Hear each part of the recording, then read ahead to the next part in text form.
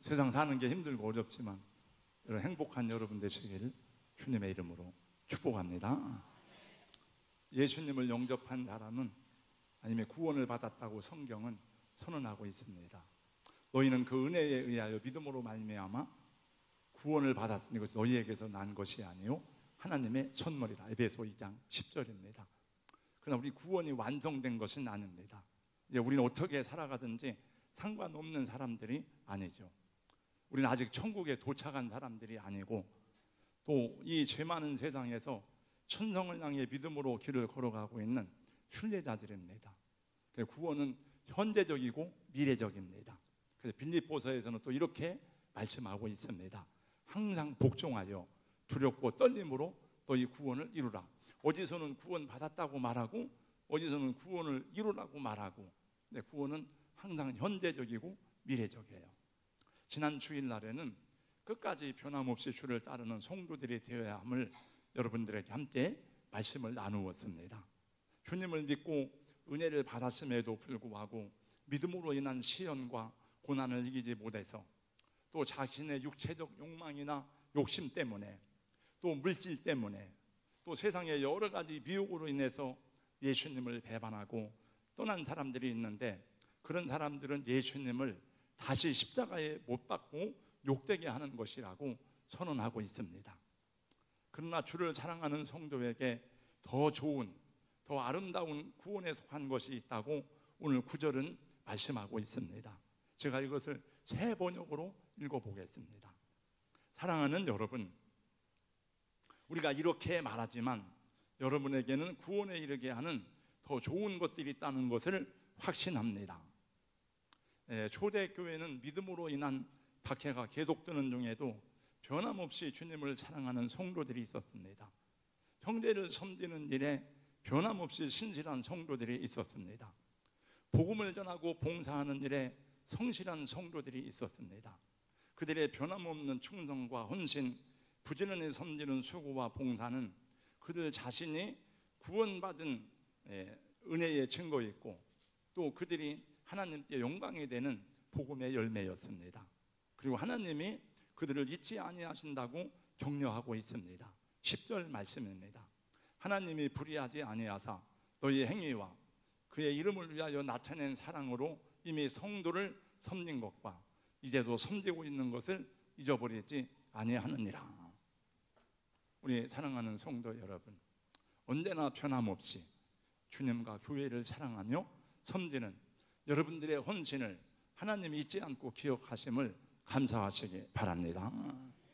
하나님의 나라와 교회를 위해서 수고하고 봉사하는 일에 한결같이 헌신하시는 우리 장로님들, 권사님들, 집사님들 또 여러 사역자들에게 감사드리며 격려의 말씀을 드립니다. 또 여러분 서로 간에도 서로를 격려하시고 위로하시고 힘을 북돋아 주시기를 주님의 이름으로 권면합니다. 집사님 정말 수고하셨습니다. 집사님 덕분에 점심을 참 맛있게 잘 먹었습니다. 성도님 오늘 찬양에도 큰 은혜가 되었습니다. 제 찬양에 참 기쁘고 행복합니다. 감사합니다. 여러분 말만 잘해도 하나님께 기쁨이 되고 사람들에게 격려가 되고 힘이 되고 상급이 되는 것을 성경도 말씀하고 있습니다. 그러나 무엇보다도 누가 알아주지 않을지라도 혹시 하나님이 그 수고를 잊지 아니하고 기억하신다고 말씀했으니 여러분 사람의 위로와 격려도 중요하지만 주님의 격려, 하나님의 위로, 하나님이 힘주시는 은혜로 살아가는 여러분 되시기를 주님의 이름으로 축원합니다. 그 다음에 11절, 12절 말씀입니다. 부지런하고 소망의 풍성함에 이르러 게으지 아니하라고 말씀합니다. 그리고 믿음과 오래 참음으로 하나님의 약속을 기업으로 받는 자들을 본받으라고 하였습니다. 그 하나님의 약속을 기업으로 본받으라고 하면서 대표적으로 불러낸 사람이 있는데 그 사람이 아브라함이에요. 13절 이하에서 아브라함의 이야기를 하고 있습니다만 이 성경은 단원 끊어진 게 아니고 지금 아브라함의 이야기를 하기 전에 먼저 우리가 본받아야 될 사람을 말씀하고 있습니다. 또 오늘 말씀에 가장 중심되는 구절은 11절, 12절 말씀이 되겠습니다. 우리 11절, 12절 말씀을 다 같이 함께 읽겠습니다. 11절, 12절 말씀 다 같이요. 큰 소리로 읽습니다. 시작. 우리가 간절히 원하는 것은 너희 각 사람이 동일한 부지런함을 나타내요 끝까지 소망의 풍성함에 이르러 게으르지 아니하고 믿음과 오래 참음으로 말미암아 약속들을 기업으로 받는 자들을 본받는 자 되게 하려는 것이니라. 아멘. 여기 오늘 말씀해 보니까 부지런해서 소망의 풍성함에 이르라, 게으르지 말라고 말씀하고 있습니다. 그리고 믿음과 오래 참음으로 하나님의 약속을 기업으로 받은 자들을 본받으라고 하였습니다. 그 하나님의 약속을 기업으로 본받으라고 하면서 대표적으로 불러낸 분이 아브라함이에요. 그래서 13절부터는 아브라함의 이야기가 나오고 있습니다. 우리 여러분, 하나님은 누구 편입니까? 하나님은 가난한 자의 편입니까? 하나님은 고아와 과부의 편입니까? 하나님은 가난한 자의 편이 아닙니다. 하나님은 고아와 나그네의 편이 아닙니다. 그 하나님이 부자의 편입니까? 하나님은 힘 있는 사람, 부자 편이 아닙니다. 하나님은 강한 자의 편이 아닙니다. 그럼 왜 성경에서 하나님 약한 자, 고아와 과부를 돌아보고 그런 말씀을 많이 하셨는가요? 그건 우리 하나님을 믿는 사람이 약하기 때문에 그들을 돌보고 그들을 격려하고 세워줘야 될 우리의 사명을 말하는 거지, 하나님이 그들 편이 아니에요. 하나님은 누구 편입니까? 하나님은 자기를 믿고 의지하는 자의 편이십니다. 여러분, 시편을 비롯해서 수없이 말씀하시고 약속하셨습니다. 여호와는 내 편이시라, 내가 두려워하지 아니하리니 사람이 내게 어찌알고. 오늘 말씀해 보니 하나님의 약속을 기업으로 받는 자들에 대한 대표적인 모델로 아브라함을 불러내셨는데, 사실은 아브라함만이 아니에요. 아브라함, 이삭, 야곱, 요셉이 그런 사람입니다. 그런데 이분들의 삶을 보면, 저는 창세기 강해하고 여러분들도 성경을 계속 읽습니다만 다 한결같이 치열한 삶을 살았다는 것입니다. 길이 안 보이는 상황에 처하기도 하고 어느 때는 절망적인 상황에 처하기도 하였습니다. 그럼에도 불구하고 이 사람들은 믿음의 길을 떠나지 않았습니다. 비굴하게 사람들에게 찾아다니면서 호소하고 구걸하지 않았습니다. 제가 성경을 읽을 때 느껴지는 것 중에 하나는 하나님이 너무 많이 침묵하시는 게 아닌가, 이런 것을 느낄 때도 있지만은 하나님이 그들을 불러내신 하나님을 바라보는 믿음에서 그들은 이탈하지 않았습니다. 흔들리기는 하였지만은, 혼돈스럽지는 하였지만은 그들이 뒤돌아서지 않았고 포기하지 않았습니다. 저는 그 흔들리면서 피는 꽃이라는 시를 가끔 이렇게 읽어봅니다. 총호성 씨가 쓴 시를. 흔들리지 않으며 자라는 피는 꽃이 어디 있는가, 다 흔들립니다. 제가 나중에 이 말씀을 계속 전하는 중에 히브리서 11장에 가면 그들의 믿음과 삶에 대해서 함께 나눌 기회가 되겠습니다만은, 정말 우리 앞서간 믿음의 선진들은 치열하게 살아갔고, 그래서 승리하였고, 그래서 우리에게 믿음을 전수해 주었고, 그래서 하나님께 영광을 돌리게 되었습니다. 오늘 말씀은 그들을 본받으라고 말씀합니다. 한번 설교 제목 한번 따라서 하겠습니다. 여러분들이 아멘을 안 하니까 제목을 따라서 하겠습니다. 약속을 기업으로 받은 사람들을 본받으라. 여러분, 다른 사람 본받지 말고 우리 믿음의 조상으로 세움받은 아브라함을, 이삭을, 야곱을, 요셉을 본받으시기를 주님의 이름으로 축원합니다. 하나님이 왜 그들을 그렇게 강하게 힘들고 어렵게 연단하셨을까요? 하나님이 택한 사람이라면서, 하나님이 부르신 사람들이라면서요, 하나님이 축복한 사람들이라면서요, 왜 그들의 인생에 그렇게 극복할 장애물이 많고 그렇게 연단이 많습니까? 그 이유와 목적은 한 가지입니다.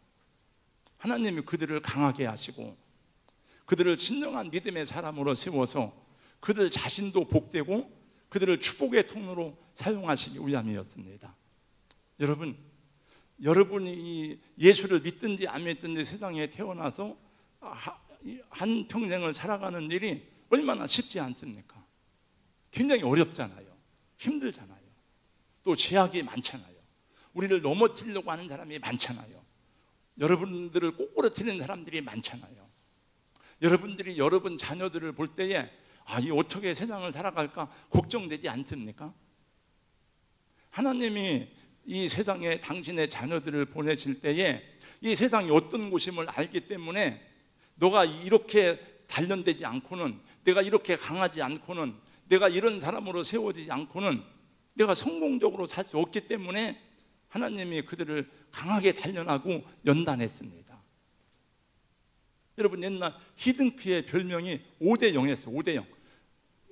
경기만 하면 5대 0으로 치는 거예요. 다. 근데 히딩크가 한 모든 이 상대한 사람은 영국, 브라질, 아르헨티나 강팀만 상대했습니다. 그러니까 예를 들어서 우리나라가 뭐 베트남하고 축구를 한다, 뭐 한다, 약팀 상대에서 이기는 거는 별 의미가 없어요. 하나님이 그들을 강하게 단련. 여러분, 이스라엘이라는 뜻의 이름이 뭐죠? 우리가 영적인 이스라엘이라는데 이스라엘이라는 이름의 뜻이 뭐죠? 이스라엘이라는 이름의 뜻은 승리자라는 뜻입니다. 하나님이 야곱에게 그 이름을 맨 처음에 주셨는데 내 이름이 뭐냐? 야곱입니다. 내 이름을 야곱이라고 하지 말고 이스라엘이라고 하라고 하나님이 이름을 주었습니다. 여러분, 아브라함은 아무것도 없이 혈련단신으로 가나안 땅에 나그네로 왔지만은 얼마나 큰 복을 받았는지 모릅니다. 물론 여기서 말하는 건 믿음의 복만을 말하는 게 아니에요. 아브라함은 그 땅에서 존귀한 자가 되었습니다. 자기는 나그네로 왔지만 블레셋 왕이 함부로 아브라함을 대할 수가 없었어요. 그리고 아브라함은 그 사람들의 축복의 통로가 되었습니다. 여러분, 아브라함의 아내 사라가 죽었을 때에 내장리를 살려고 할 때 사람들이 말합니다. 그냥 쓰세요. 그냥. 야곱은 장자의 축복을 사모하였다가 형의 미움을 받고 멀리 잠시 도피한 곳에서 바단 아람에서 20년 동안 낮에는 더위를 무릅쓰고 밤에는 추위를 무릅쓰고 온갖 고생과 노력을 한 끝에 그는 20년 만에 고향으로 돌아오는데 거부가 되었어요. 그냥 부자가 아니고 큰 부자가 되었습니다. 그리고 이스라엘의 12지파의 아버지가 되었습니다.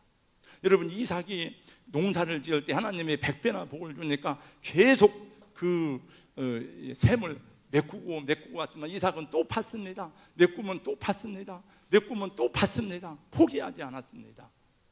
어지간한 사람 같으면 낙심하고 실망하고 그냥 거길 떠났을지 모릅니다. 하나님이 떠나지 말라고 하니까 계속 판 거예요. 결국은 여러분, 이삭이 승리했습니다.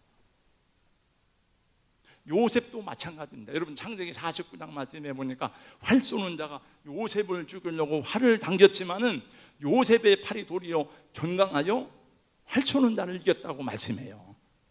요셉을 죽이려고 형들이 막 했습니다. 많은 사람이 요셉을 죽이려고 했는데 요셉은 하나님이 그러니까 그 환경 속에서 요셉을 하나님의 사람으로 세우기 위해서 강하게 훈련한 거죠. 여러분, 신앙생활도 하나의 싸움이에요. 영적 싸움입니다. 이런 말이 있더라고요. 강한 자가 이기는 것이 아니라 이기는 자가 강한 자이다. 물론 이게 성경적인 말은 아니겠지만은 우리 성도 여러분, 이기는 사람이 되기를 주님의 이름으로 축원합니다. 죄에게 지면 죄의 종이 됩니다. 공산당에게 지면 공산당의 노예가 됩니다. 마귀에게 지면 마귀의 종이 됩니다. 자기 육신의 정욕에 지면 육신의 정욕에 맨날 끌려다녀요. 이렇게 계속. 그리고 자기 인생의 참된 행복과 기쁨을 맛볼 수가 없어요. 여러분, 올림픽 시상대에서 금메달을 받는 사람이 누굽니까? 이기는 사람에게 금메달을 주는 것입니다. 여러분, 계시록 말씀을 보세요. 계시록 7교회에 주는 마지막 말씀 7번 나오잖아요. 이기는 자에게는 7번 나옵니다. 우리 성도 여러분, 여러분을 넘어뜨리려고 하는, 여러분의 믿음을 파괴하고 여러분 가정을 해체하려고 하는 사단 마귀를 이기고 육체의 정욕을 이기시고 세상을 이기는 여러분 되시기를 예수님 이름으로 축원합니다. 여러분 가정의 문제들을 이겨내시고 여러분에게 앞에 있는 장애물을 극복하여 뛰어넘으시고 장애물은 극복하라고 있는 거 아니에요.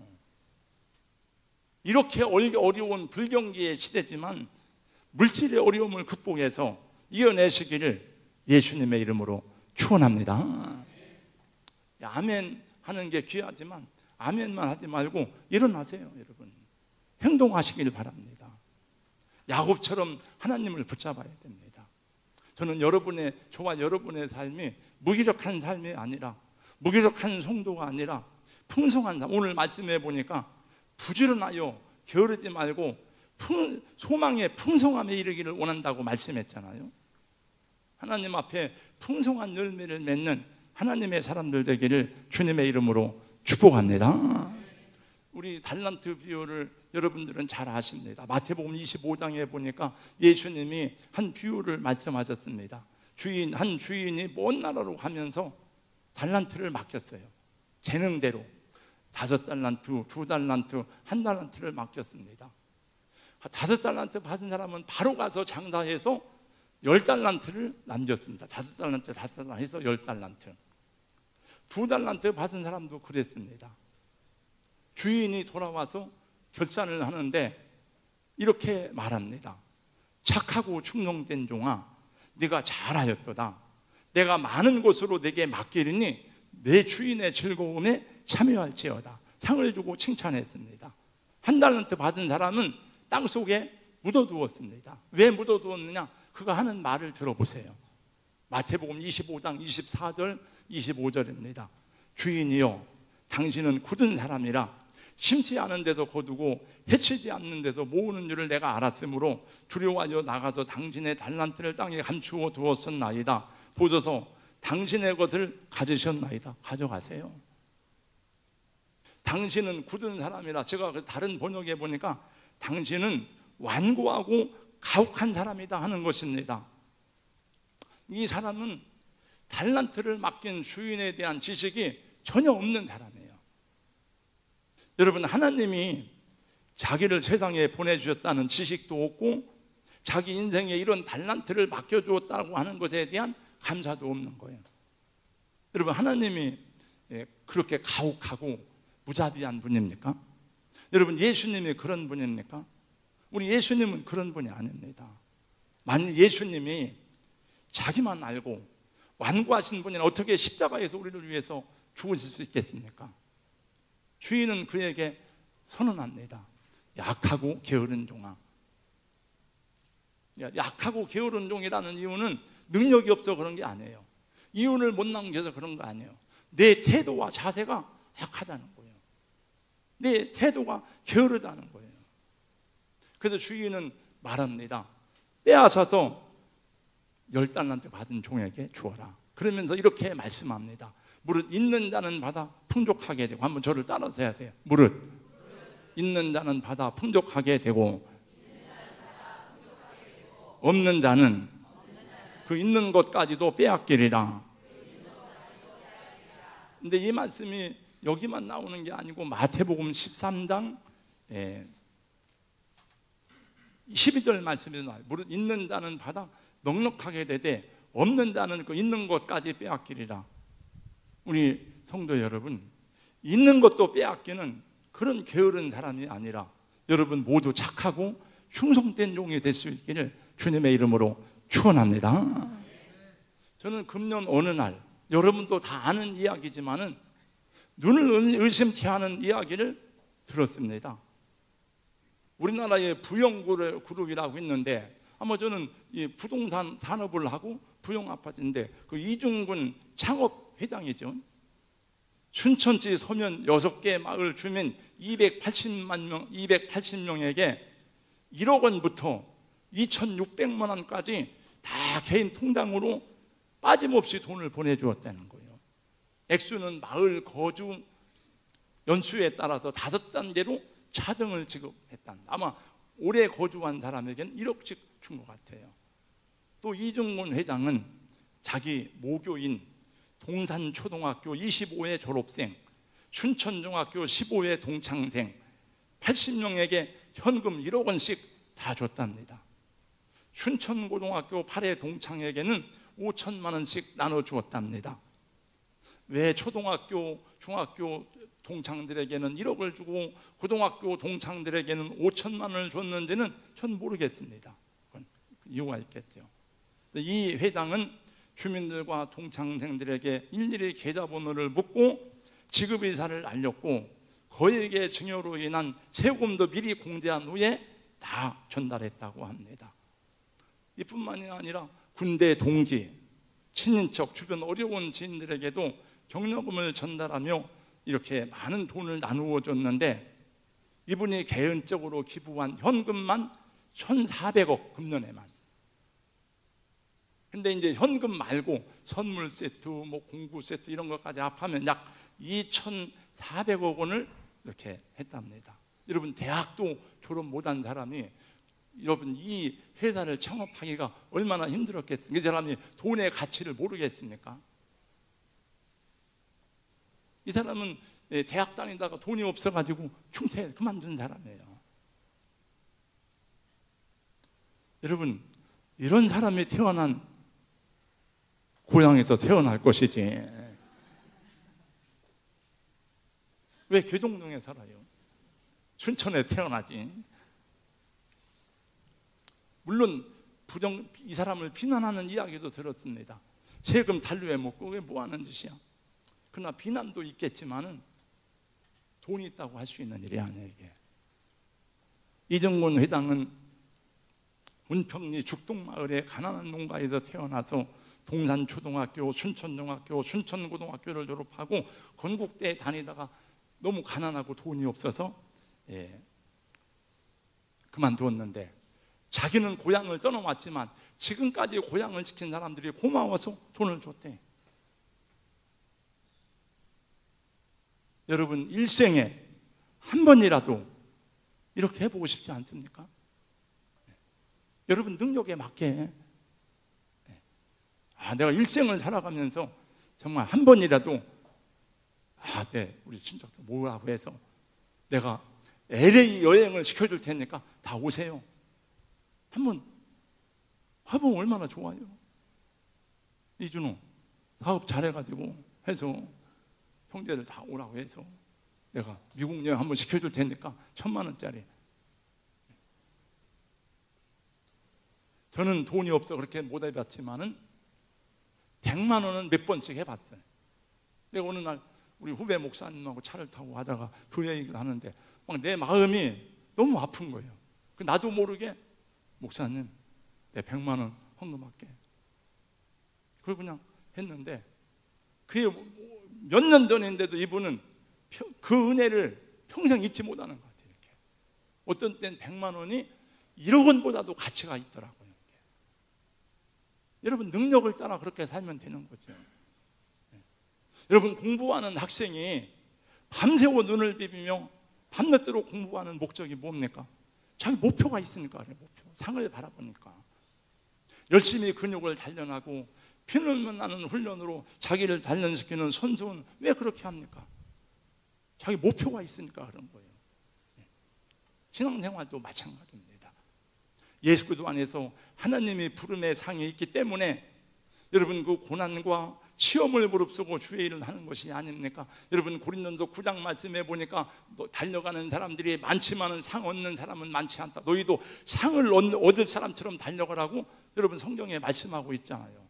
여러분, 모세가 여러분 바보가 아니잖아요.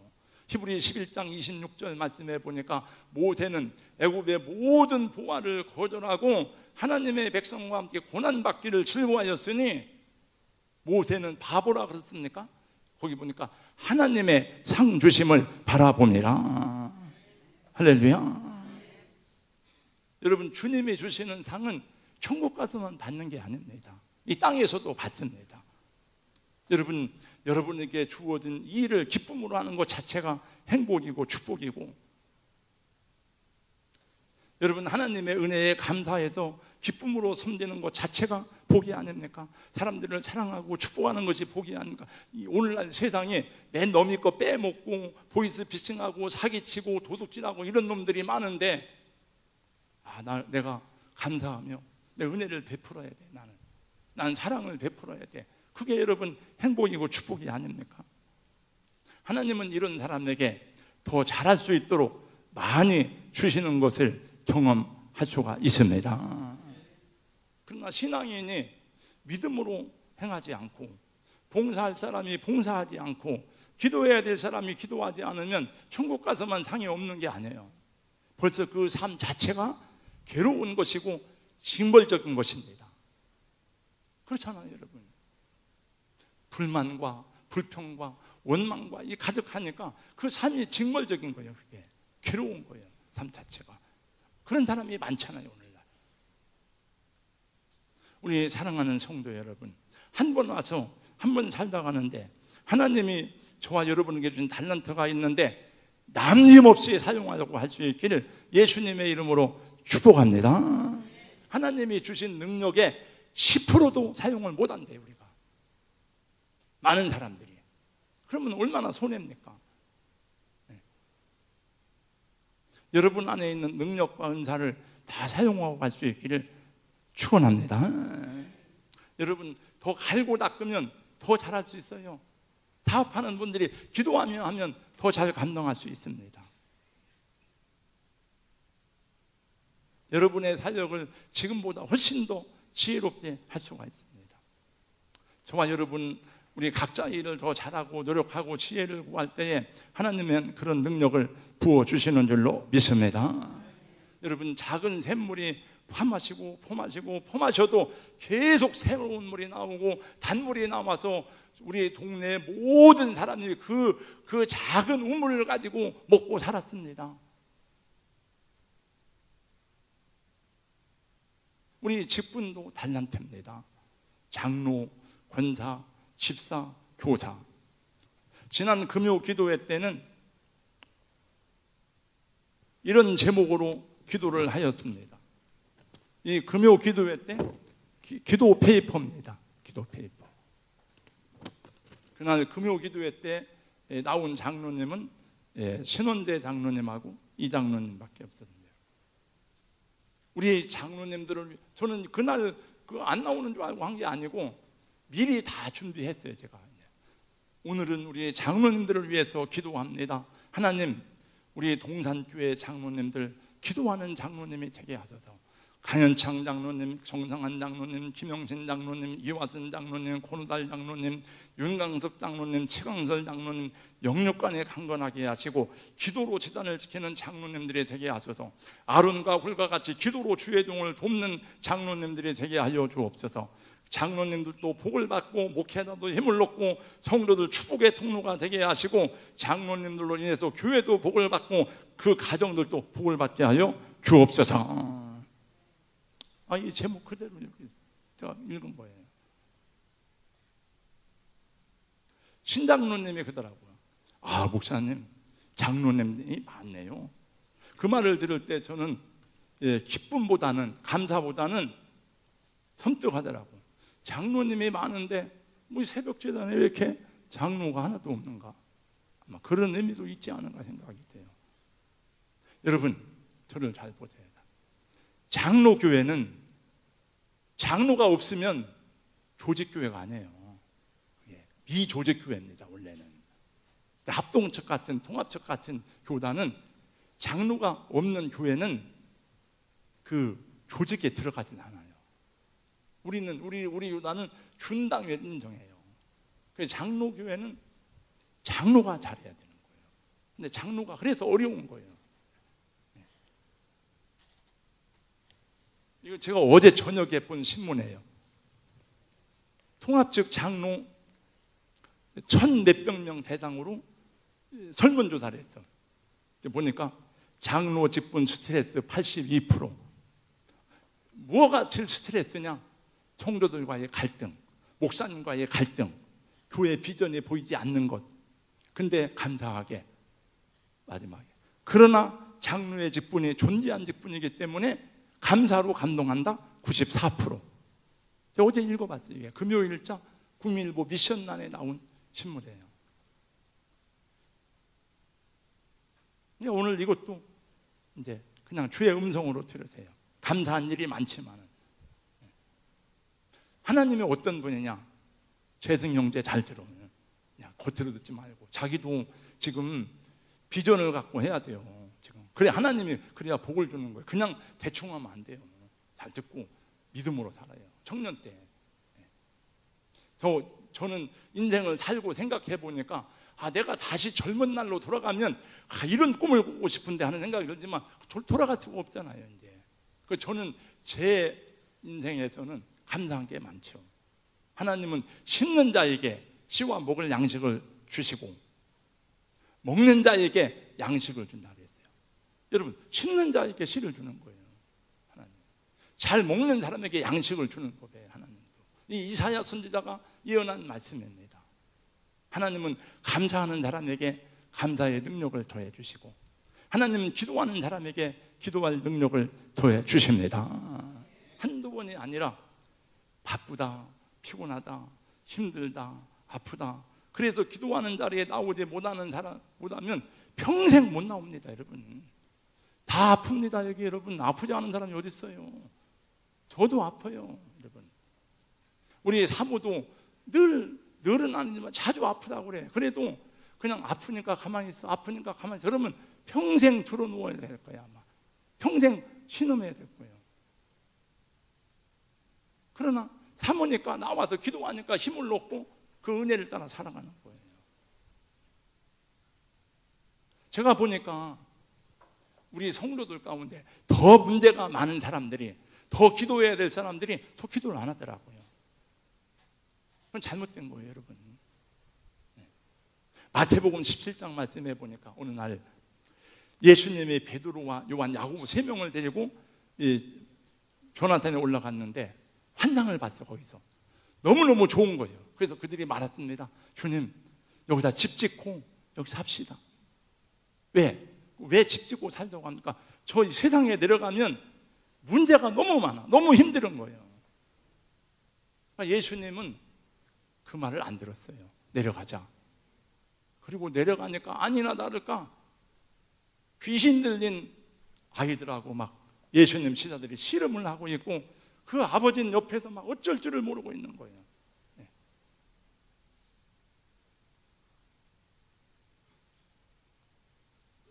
이 아이만 그 마태복음 10장은 그 아이만 귀신 듣는 게 아니에요, 여러분. 오늘날 우리 젊은이들이, 우리 자녀들이 얼마나 잘못되어 가는지 모릅니다. 이게 낮과 밤이 없어요. 이게 낮과 밤이 잘못됐어요. 낮과 밤을 구분하지 못하고 막 이리저리 헤매다가 밤에는 이제 일하고 낮에는 잠자고 게임에 중독되고 삶의 문제들을 헤쳐나갈 힘이 없어서 무기력하니까 선택하는 게 극단적인 선택을 하는 거예요. 어제도 4명이 자기 혼자 죽는 게 무서우니까 사람들 불러서 4명이 극단적인 선택을 했어요. 여러분, 우리가 부모가 아닙니까? 여러분, 아버지 아닙니까? 우리 어머니 아닙니까? 그럼 우리 자식들을 위해서 최소한 그 아버지와 이 아이의 아버지와 같이 간절한 마음으로 하나님께 구해야 되지 않아요? 누가 그를 고칩니까? 그러니까 예수님이 내려오니까 이 아이 아버지가 말합니다. 주여, 뭘 좀 할 수 있거든 어떻게 좀 해줘 보세요. 뭘 할 수 있거든. 그러니까 주님이 뭐라고 그럽니까? 할 수 있거든이 무슨 말이냐? 할 수 있거든이 무슨 말이야? 믿는 자에게는 능치 못할 일이 없느니라. 근데 이 아이의 아버지는 믿음이 없어. 믿음이 없으니까 성령님과 소리를 질렀어. 소리를. 내가 다시 봤어요, 그거를 오늘. 소리를 질러 가는데 주여! 주여! 내 아이를 살려주세요. 내 아이를 고쳐주세요. 지난 금요일 날 저녁에 박순 집사님이 꽃꽂이 하다가 누가 찾아왔다고 했는데 보니까 저 성식이 남았지? 성식이로 와서 나는 오래전이나 기억을 다 못하는데 보니까 알겠더라고요. 이제 엄마 아버지가 데리고 나왔다. 다 몸을 마음대로 쓸 수가 없어가지고. 그래서 제가 이 생각이 나더라고요. 하나님, 내가 예수님이 아닌데 얘를 고쳐야 되는데, 얘를 회복시켜야 되는데, 근데 엄마 아버지는 제가 보니까 예수 안 믿는데 오늘 나오셨어요. 그러니까 그 아들 때문에 오늘 아들 때문에. 근데 아들이 보니까 환표 친구야. 그런데 왜 그렇게 아픈지 잘 몰랐어요. 환표한테 물어보니까 오토바이 사고로 인해서 죽게 된 건데 지금 이제 해서 재활치료를 받고 있어요.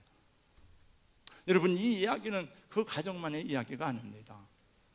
세상의 모든 사회와 모든 가정, 모든 삶의 죄로 인한 절망과 죽음과 저주와 고통이 도달하고 있음을 보여주는 장면이에요. 그 사람들이 현실을 도피하려고 그래. 아니, 난 모르겠어, 나 기도원으로 그냥 갈 거야. 그건 여러분 하나님의 뜻이 아닙니다. 젊은이들이 그냥 되는 대로 그냥 방치하고, 아니 나 몰라. 여러분, 현실의 삶이 고달프고 문제가 많아도 예수 믿는 사람은 도피하는 게 아니고 빠져나갈 때 하나님이 도와주시고 힘을 주시는 줄로 믿습니다. 여러분, 여리고성이 있는데 돌아야 돼요. 그거를 요단강이 있는데 건너야 돼요. 그게 돌아갈 길이 없어요. 요단강을 돌아갈 길이 없어요. 여리고성을 돌아가서 우회할 길이 없어요. 폭풍을 만난 배는 바람이 부는 곳으로 나가야 된다고 합니다. 폭풍을 피해 달아날수록 바람이 더 고세게 물어치는 거예요. 어떤 여자 교수님이 썼더라고요. 주와 같이 흘러가는 것 한 걸음 한. 그래서 근데 그분이 좀 한 걸음 한 걸음 주 예수와 함께 날마다 그게 무슨 뜻인지 자기가 이제 깨달았다는 거예요. 폭풍은 지나가는 것입니다, 여러분. 환난은, 소나기는 지나가는 것입니다.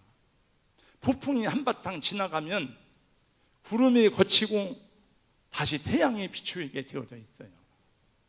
제가 요즘에 에레미야서를 묵상하고 있습니다만, 여러분, 에레미야는 정말 슬픈 선지자예요. 왜냐하면 암만 얘기해도 얘기는 안 해요. 그리고 에레미야는 자기 민족, 자기 나라의 멸망과 심판을 예언하는 선지자예요. 그런데 에레미야는 희망을 포기하지 않아. 여러분, 에레미야 애가를 보세요. 또 요즘에 에레미야서를 보고 있잖아요. 나라가 망할 때는 있던 집도 팔아서 돈으로 만들어가지고 도망을 가야 돼요. 그런데 에레미야는 하나님이 말씀해, 너는 안 와도 돼, 밭을 사라. 나라가 망하는데 지금 여러분 밭을 사고 집을 사는 미친 사람이 어디 있습니까? 그런데 에레미야는 밭을 샀어요. 왜 그랬느냐? 우리나라가 지금 징계를 받고 심판을 받지만 다시 우리나라는 해방된다. 다시 예루살렘은 회복된다. 우리에게는 소망이 있다. 그것을 보여주기 위해서 일부러 밭을 산 거예요. 여러분, 잠언서 3장 말씀에 너희 명철을 의지하지 말고 범사에 하나님을 인정하라. 너의 자신을 신뢰하지 말고 내 지혜를 의지하지 말고 하나님을 의지하라는 말씀이 많이 나오잖아요. 그러니까 우리는 세월 가는 대로 살지 말고 세상이 가는 대로 떠내려가면 같이 망합니다, 여러분. 사명을 따라 살아가는 용사들이 되기를 주님의 이름으로 축원합니다. 왜 찬송은 입으로만 부릅니까? 험하고 높은 이 길을 싸우며 나갑니다. 다시금 기도하오니 내 주여 인도하소서. 험하고 높은 이 길을 싸우며 나갑니다. 우리 사도 바울도 내가 뒤에 것은 잃어버리고 표대를 향해서 믿음의 길을 달려간다. 가만히 앉아서 믿음을 말하지 마세요, 여러분. 믿음은 곧 순종이고 행동하는 것입니다. 하나님이 여호수아에게 말씀했다. 너는 일어나 가라. 내가 너와 함께 하겠다. 네 발로 밟는 땅을 내가 네게 주겠다. 게으르지 말고 나태하지 않기를 주의 이름으로 권면하고 축복합니다. 집사님은 언제 기도하십니까? 집사님은 그 많은 문제들을 언제 기도하세요? 뭐 집사님에게 묻지만 집사님에게 묻는 게 아니라 언제 기도합니까, 여러분들은? 여러분 자녀들이 예수도 안 믿고 그렇게 방탕하고 그렇게 마음대로 사는데 이제 모르겠어요. 매일 못해도 그러면 기도하러 나오는 날이라도 나와야 될 거 아니에요. 제가 오늘 드리는 말씀의 핵심적인 요지는 기도입니다. 기도. 물론 기도는 알라딘의 요술 램프가 아닙니다. 기도는 축복의 지름길이 아닙니다. 기도는 하나님을 신뢰하는 진실한 믿음의 사람들의 가장 큰 에너지이고 힘이고 능력이 되는 것입니다. 교회 재정부도 기도해야 돼요. 기도. 저는 감사해요. 재정부가 너무너무 잘해요. 지금까지 정말 재정을 맡은 재정부장 장로님들이나 36년 동안 교회 재정사고 난 것이 있습니까? 한 건도 없습니다. 죄짓기 할 때 돈을 왜 이렇게 썼습니까? 여러분 재정부장이나 출납 담당이나 목사가 여러분 의심을 받아본 적이 있습니까? 한 번도 없어요. 그러나 돈만 잘 관리하는 게 아니고 돈이 잘 들어오도록 기도도 해야 돼요. 재정부장분들은 기도하면서 해야 돼요. 저는 한 번도 36년 동안 우리 장로님들이 잘 알아요. 장로님 돈 좀 빌려오세요. 권사님 돈 좀 빌려주세요 한 적이 없습니다. 어려운 때도 있었지만 예배당을 건축하기도 2번이나 건축했지만은 한 번도 저는 여러분들에게 여러분 헌금해 주세요 이런 말은 했어도 돈 좀 빌려주세요 돈 좀 가져 한 적이 없습니다. 어떻게 해결했느냐? 기도했어요. 기도. 여러분도 기도하고 저도 기도했어요.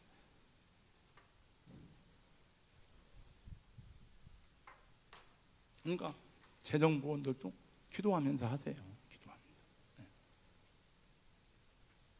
저는 이 원고를 준비하고 읽고 또 읽고 하는 중에 아까 이정근 그 부영그룹 창업회장 얘기를 이렇게 들으면서 야, 우리도 이런 역사가 일어나면 얼마나 좋을까. 어떤 교회는 70세 이상으로는 다 용돈을 준대. 매주마다.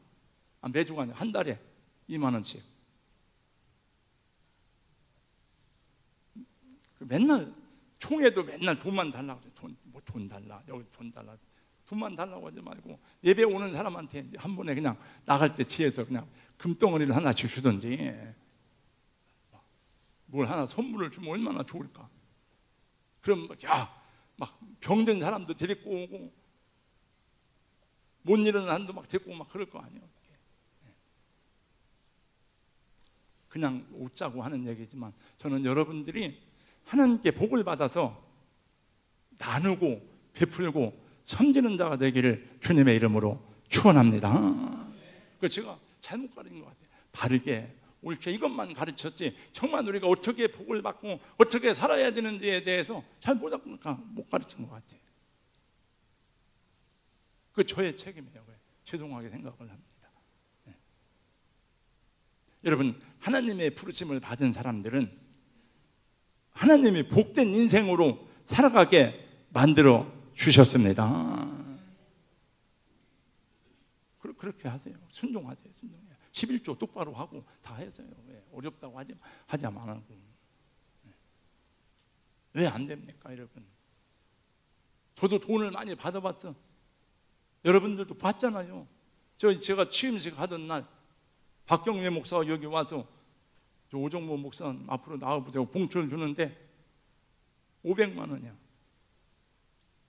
왜 나한테 이걸 돈을 주는 거예요? 그랬더니 쓰라고.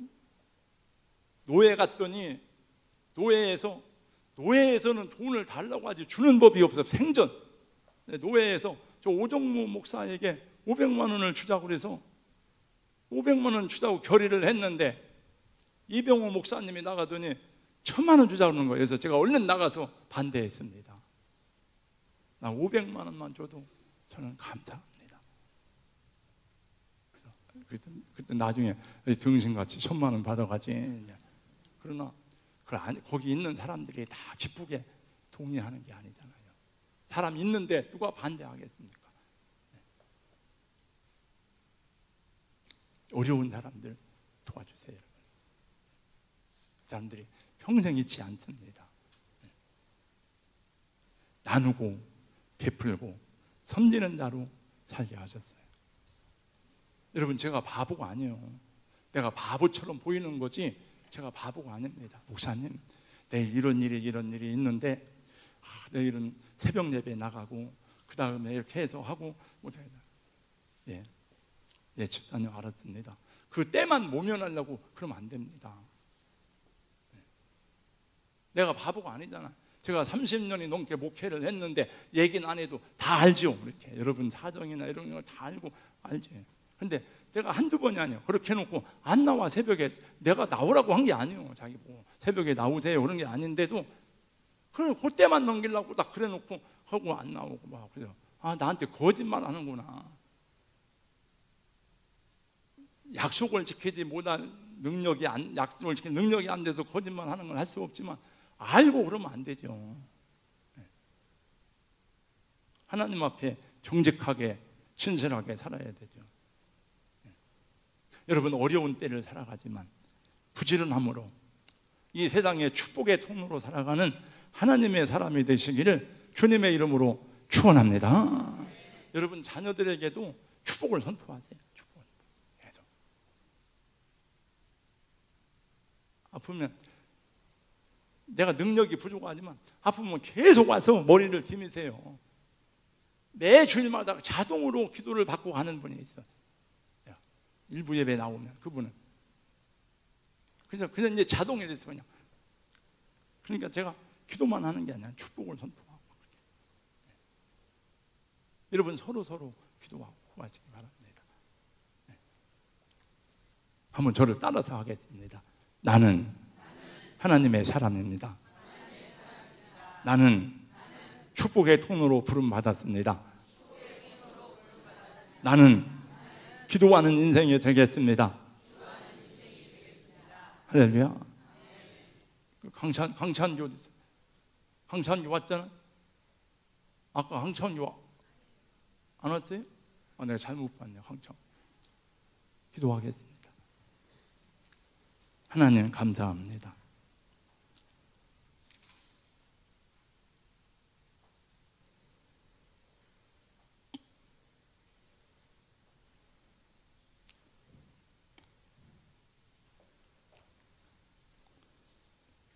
하나님 말씀을 알지만 세상 삶이 너무나 피곤하고 분주하고 복잡해서 우리의 지혜로 우리의 생각으로 열심히 달려가느라고 지치고 피곤하고 힘들고 고달퍼서 하나님 뜻대로 행하지 못한 일이 많습니다. 용서하시고 그런 중에도 이렇게 믿음으로 하려고 애쓰는 그 중심을 보시고 하나님이여 감당할 수 있는 힘 주시고 은혜를 덧입혀 주시옵소서. 예수님 이름으로 기도하옵나이다. 아멘.